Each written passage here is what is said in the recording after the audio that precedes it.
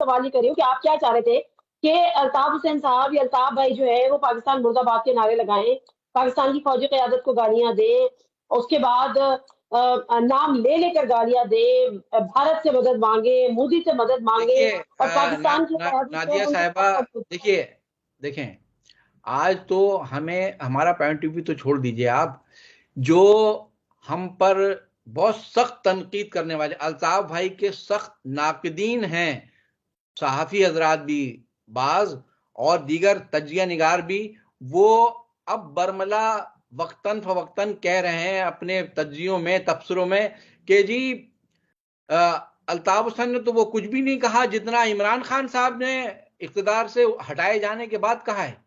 नहीं, तो इमरान बात खान ने ये है, किसको कब देखिए मोदी को बुलाया? एक चीज इमरान मैं खान ने डिस्कस कब मोदी करूं, को बुलाया? नादिया साहबा, हाँ, नादिया साहबा, हाँ।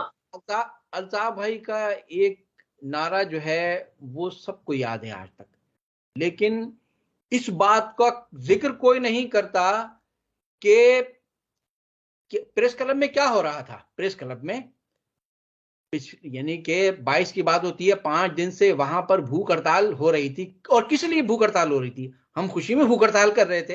अरे हमारे लोगों की मस्कशुदा लाशें मिल रही थी, लोग लापता किए जा रहे थे, कहीं कोई सुनवाई नहीं थी, ना अदालतों से इंसाफ मिल रहा था, ना ऐवानों से इंसाफ मिल रहा था। आखिरकार कोई रास्ता नहीं था, वहां जाके पुरअमन तौर पर भूख हड़ताल कर रहे थे। उस जब्र को, उसको कोई उसका जिक्र कोई नहीं करता। आज आप देख लेना, आज हम इमरान करते हैं, खान साहब, करते हैं, सब आर्मी करते चीफ के हैं, नाम सुनाए लेकर सब क्या करते कुछ हैं। नहीं कह रहे हैं वो। वो नहीं, ये ये वो देखना लेफ्ट चाहिए। हैंड क्रॉस की तरह क्रॉस कर दी। मेरा सवाल यहाँ पर ये है, चले छोड़ो इस बात को, मैं ये पूछना चाह रही हूँ कि उसको भाई के साथ हुआ क्या?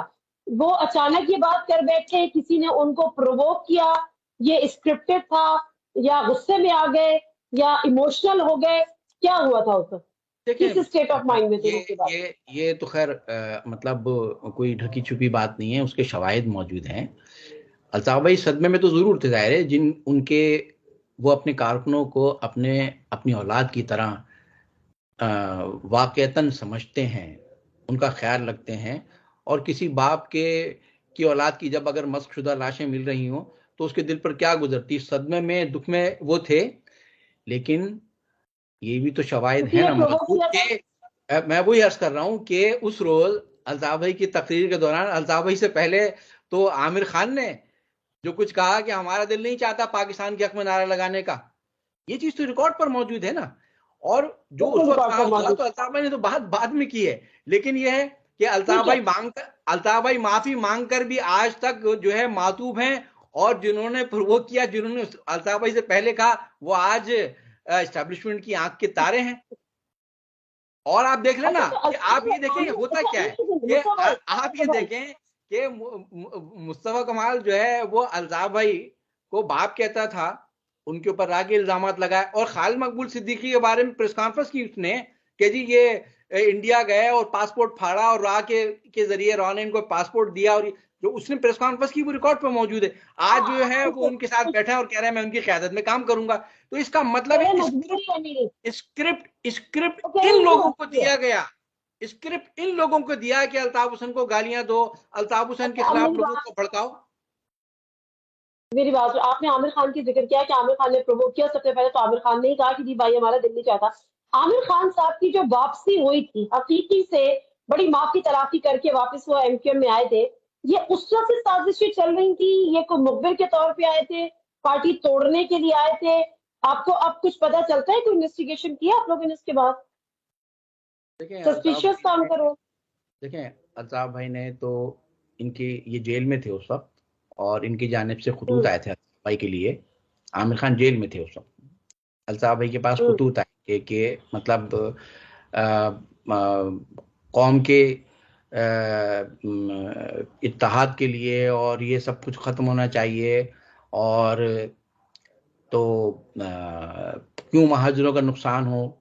तो अल्ताफ भाई ने तो कौम के एक इज्तिमाई मफाद की खातिर इनके ख़त पर नेक नियति के साथ हमदर्दी का इजहार किया, और न सिर्फ ये कि उनको माफ़ किया, वो पूरी सारी चीज़ एक हमारी तारीख का लेकिन हिस्सा आपको है। लगता है वो गलती और थी? वो गलती जी थी? वो गलती देखें, थी? अल्ताफ भाई का दिल बहुत कहना चाहिए कि वो फितरतन तबीयतन जो है अल्ताफ भाई बहुत ही शफीक किस्म के इंसान हैं। उन्होंने कभी किसी के लिए अपने दिल में नफरत नहीं रखी और उन्होंने नेक नियति के साथ कौम के इज्तिमाई मफाद को सामने रखते हुए आमिर खान को लेकिन गलती माफ थी किया। और हाँ, उसके बाद लोग। तो ये एहसास हुआ कि देखे ना, क्योंकि हालांकि उस वक्त पार्टी के अंदर बहुत सारे सीनियर वर्कर्स में एक रेजिस्टेंस भी था कि भाई इनको माफ किया जिन्होंने हकीकी बनाई। और 19 जून को जो कुछ हुआ, फिर उसके बाद जो कुछ होता रहा, तो वो करने वाला कोई किसी और कौम का तो नहीं था ना, जिस तरह से तो उसके बावजूद भी उनको माफ किया। लेकिन ये है कि जो बाद के हालात हुए हैं, तो उससे तो लगता यही है कि वो मतलब शायद आए नहीं थे, शायद भेजे गए थे। और जो कुछ हुआ, वरना तो अगर वापसी अगर नियति के साथ होती, तो फिर वही था कि वो वक्त था आजमाइश का, कि जिसमें साबित करना चाहिए था। लेकिन ठीक है, अब सबने मैं जो आपको किया भी है थोड़ा वो सा सामने है। अल्ताफ हसन साहब ने, अल्तावी ने हर दफा जब कि मैं नहीं तो कुछ भी नहीं वाला फलसफा, मतलब मैं नहीं तो इलेक्शन नहीं, इलेक्शन तो बाइकॉट, अगर मैं नहीं तो इलेक्शन का बाइकॉट। तो ये बाइकॉट करना, फिर अभी बल्दियाती इंतखाबात आ रहे हैं, बाइकॉट करेंगे, आपकी नुमाइंदगी नहीं होगी। ये कोई मुनासिब रवैये हैं या आपको लगता है कि इससे आप आपकी सियासत कम से कम, ये अल्ताफ की सियासत जिंदा रहेगी? नहीं, ऐसा नहीं है कि मेरा ख्याल है ये बाइकॉट ये से मिस क्या लेंगे आप लोग? ये मिसकंसेप्शन है, मिसपरसेप्शन है इस चीज को। देखें, अच्छा। 93 में भी जब बाइकआउट किया था, तो उस वक्त क्या था? उस वक्त की भी जो इस्टेब्लिशमेंट थी, वो प्रेशर डाल रही थी कि आप सारे हलकों से इलेक्शन ना लड़ें, आप सिर्फ 5-6 नशिस्तों से हिस्सा लें, बाकी जगह से आप हिस्सा ना लें, बाकी पार्टीज के लिए छोड़ दें। तो ये कतन तौर पर एक गैर जमहूरी बात थी, और एक तरह से एक आमराना वो प्रेशर था। तो एक उस वक्त कायल तरीक अल्ताफ हुसैन की क़यादत में पार्टी ने यह फैसला किया कि बजाय इसके कि हम एक गलत बात को माने, बेहतर ये है कि हम इस इलेक्शन का बायकॉट करते थे, जो एक जमहूरी रास्ता है, और किया। अब भी जो बात है कि ये बात गलत है, इसको कि आप इसको ये कहें कि जी मैं हम नहीं तो कुछ कोई नहीं। बात सारी ये है कि मुझे ये बता दीजिए आप कि इलेक्शन तो बहुत दूर की बात है हमारे लिए। इस वक्त तो सूरत हाल ये है कि हम 9 दिसंबर को जो शहीदों की यादगार है, वहां फातिहा पढ़ने के लिए, फूल चढ़ाने के लिए नहीं जा सकते। हम अजीजाबाद में शहीदों का जो कब्रिस्तान है, वहां अपने शहीदों की कब्रों पर नहीं जा सकते कि वहां जाकर फूल चढ़ाएं, फातिहा पढ़ें। बाइकॉट के जब पीछे क्या नहीं मंतक नहीं, है? यही बाइकॉट के मैं पीछे क्या मैं यही मंतक है? आपसे अर्ज मैं यही अर्ज कर रहा हूं कि जहां जबर का ये माहौल हो कि आप फातिहा नहीं पढ़ सकते, आप प्रेस क्लब पर जाकर अपने लापता लोगों के लिए आप प्ले कार्ड बैनर लेकर नहीं खड़े हो सकते, तो वहां पे इलेक्शन कैसे उसमें इलेक्शन में कैसे हिस्सा ले सकते हैं, आप ये बताइए। तो फिर हमारे पास इसके अलावा कोई चारा नहीं कि हम बाइकआउट करें। अगर ये सूरत तो हाल हो, बलदियाती देखिए, इंतखाबात जो 15 जनवरी को हो रहे हैं, उसका भी बाइकॉट का ऐलान कर दिया खान बिल्कुल हम मुताबिक। पहले ही कर चुके हैं। 15 जनवरी को जो बाइकआउट बल्दियाती इलेक्शन है, इसका मुकम्मिल बाइकआउट। हाँ, अगर ये बात होती कि एमक्यूएम पर कोई पाबंदी ना होती, एमक्यूएम पर इलेक्शन में हिस्सा लेने की, सियासी सरगर्मियों की आज़ादी होती, ये अल्ताबी ने चंद रोज पहले भी ये बात कही है कि अच्छा। जो हमें हाँ। आज़ादी के साथ तो हिस्सा आप लेने दें, तो फिर हम सियासी सरगर्मियों की इजाजत दें, हम हिस्सा लेंगे। लेकिन जब ये सूरत हाल है, देखिए ना, आज भी हम आपको बताएं कि आज डॉक्टर हसन जफर आरिफ शहीद की बरसी है, उनकी कब्र अच्छा, पर लोग फातिहा ठीक है। पढ़ने नहीं जा सकते। ये तो सूरत हाल है जब्र की। मुस्तफा भाई, आखिरी सवाल अब। सूरत हाल जो है वो डेफिनेटली बड़े डायनामिक चेंज हो चुके हैं।